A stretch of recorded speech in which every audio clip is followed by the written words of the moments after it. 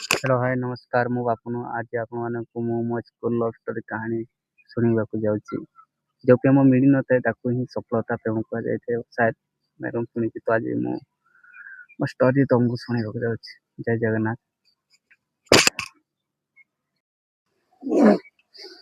ତ ମୁଁ ନବମ କ୍ଲାସରେ ପାଠ ପଢ଼େ। ମୋ ସ୍କୁଲ ମୋ ଘରଠୁ କମ୍ପଲସରି 3 କିଲୋମିଟର ପାଖାପାଖି ହୋଇଥାଏ।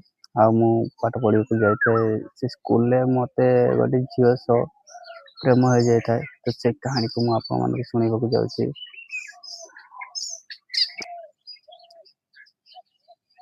କିଛି ଦିନ ଯାଇକି ସ୍କୁଲରେ ବସିଲା ପରେ ଫ୍ରେଣ୍ଡସିପ୍ ହେଇଯାଇଥାଏ ବହୁତ କିଛି ମାନେ ସାଙ୍ଗ ପିଲାମାନଙ୍କ ସହିତ।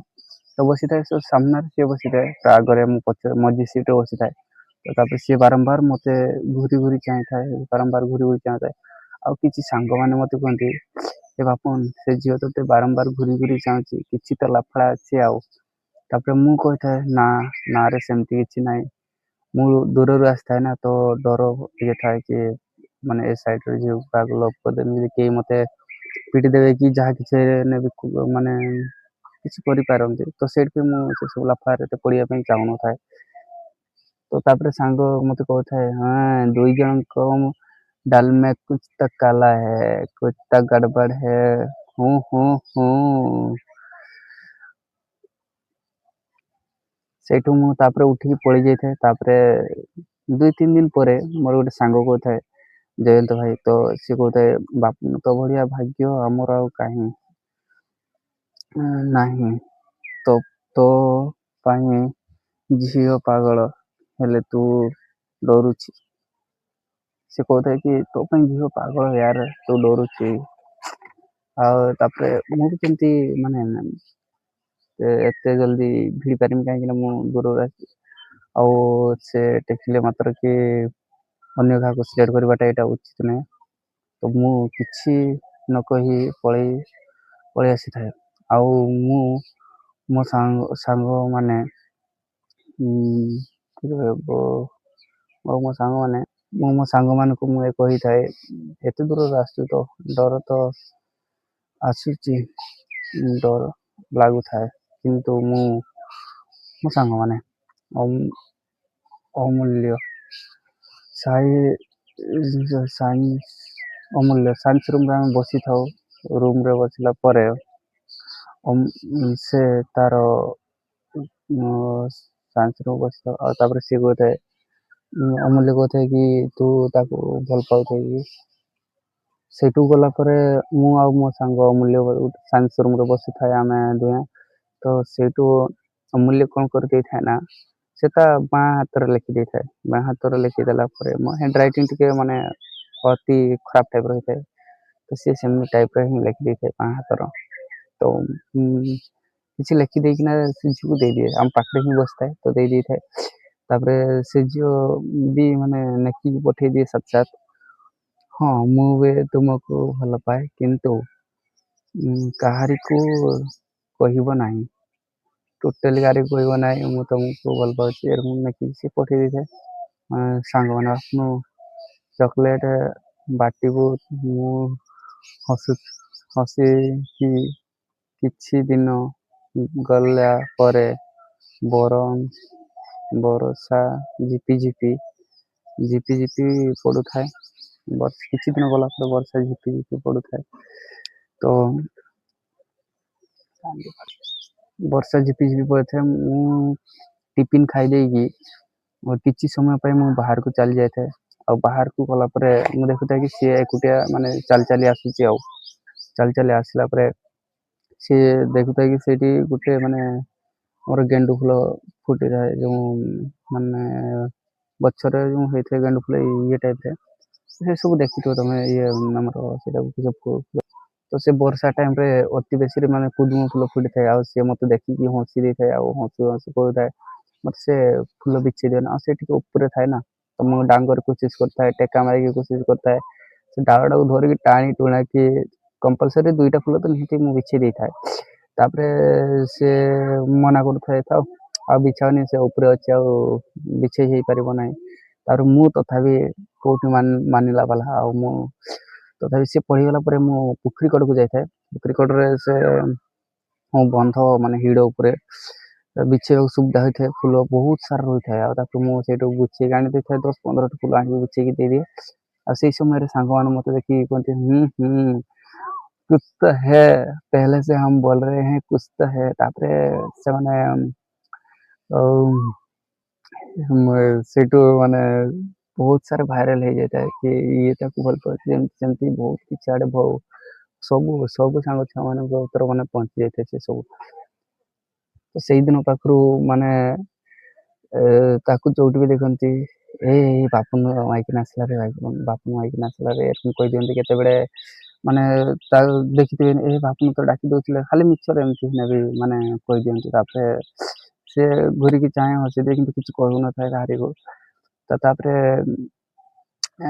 ସେମିତି ତାକୁ ମାନେ ମଜା କରି ବୁଲନ୍ତି ଆଉ ମାନେ ସ୍କୁଲ ସାରା ଚିଡ଼େଇ ବୁଲନ୍ତି ଭାଉଜ ଭାଉଜ କହିକି। ପୁରା ସମସ୍ତେ ତାକୁ ଭାଉଜ ଭାଉଜ।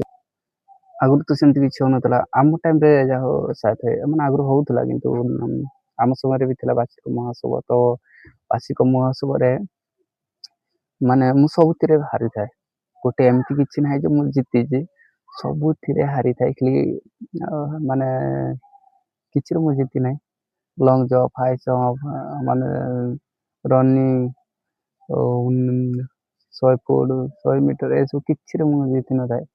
ତାପରେ ମୁଁ ସବୁଥିରେ ହାରି ଯାଇଥାଏ। ବହୁତ ମାନେ କୋସିିସ ତ କରିଥାଏ ବହୁତ କିଛି, କିନ୍ତୁ ମୁଁ ଗୋଟେ ଖେଳ ଜିତିଛି, ସେଇଟା ହଉଛି କବାଡି, କ୍ରିକେଟ, ଏଇ ସବୁରେ ମୋର ଫାଇନାଲ। ଆଉ ମାନେ ଲଙ୍ଗ ଜମ୍ପ, ହାଇ ଜମ୍ପ କିମ୍ବା ଆମର ସେ ସବୁ କିଛିରେ ମୁଁ ଜିତି ନଥାଏ। ତାପରେ ସବୁରେ ହାରି ଯାଇଥାଏ। ଯେତେବେଳେ ଲାଷ୍ଟ ମୁଁ ରନିଂରେ ଯାଇଥାଏ, ଦୌଡ଼ରେ ତ ଦୌଡ଼ିଥାଏ ମାନେ ରାଉଣ୍ଡ ଆମର ଥାଏ। ରାଉଣ୍ଡରେ ଆମର ଦିଥର ଥରେ ସେମିତି କିଛି ରାଉଣ୍ଡ ଥାଏ ବୋଧେ। ମୁଁ ତଥାପି ବହୁତ ନା ଦୌଡ଼ିବା ପିଲା ତ ବହୁତ ସାରା ଥିଲେ, କିନ୍ତୁ ମୁଁ ତ ଦୌଡ଼ି ପାରିନଥାଏ। କିନ୍ତୁ ତଥାପି ମୁଁ କୋସିିସ କରିଥାଏ ଜିତିବା ପାଇଁ, ଦୌଡ଼ିଥାଏ। ମାନେ ଏତେ ଜୋର ତ ମାନେ ପୁରା ଥକି ଯାଇଥାଏ ମୁଁ, କଣ କରିବି କଣ ନାହିଁ। ସାର୍ ସେଇଠୁ କହୁଥିବେ ବାପୁନ ପେଟେଇକି ଶୋଇଯା।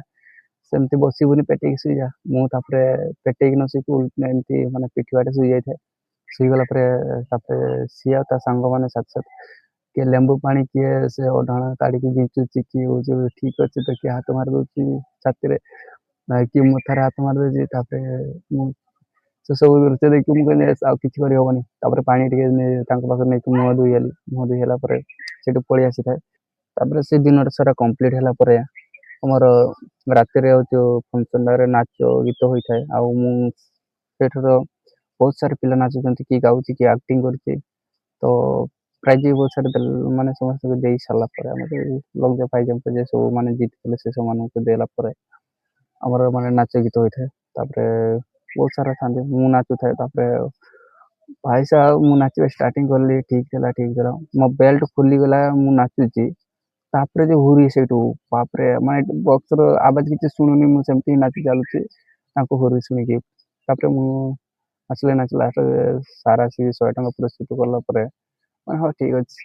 ତାପରେ ଯେତେବେଳେ ହେନି ନାଚୁଥାଏ ନା, ମୋ ସାଇଡରେ ଗୋଟେ ମୋ ସାଙ୍ଗ ପିଲା ଆସିକି ମତେ ବାପୁନ ଏଇନା ଖତରା ଦେଖାଯାଉଛି ୟାର, ତମ ଗର୍ଲଫ୍ରେଣ୍ଡ, ତୁ ତାକୁ ଛାଡିଦେ। ମୁଁ ଏଇନା ତାକୁ ଲଭ୍ କରିବି, ତୁ ତାକୁ ଛାଡିଦେ। ସେ ବାରମ୍ବାର କହୁଥିବେ ଛାଡିଦେ ୟାର ତାକୁ, ମୁଁ ଏଇନା ସେଟଅପ୍ କରିବି।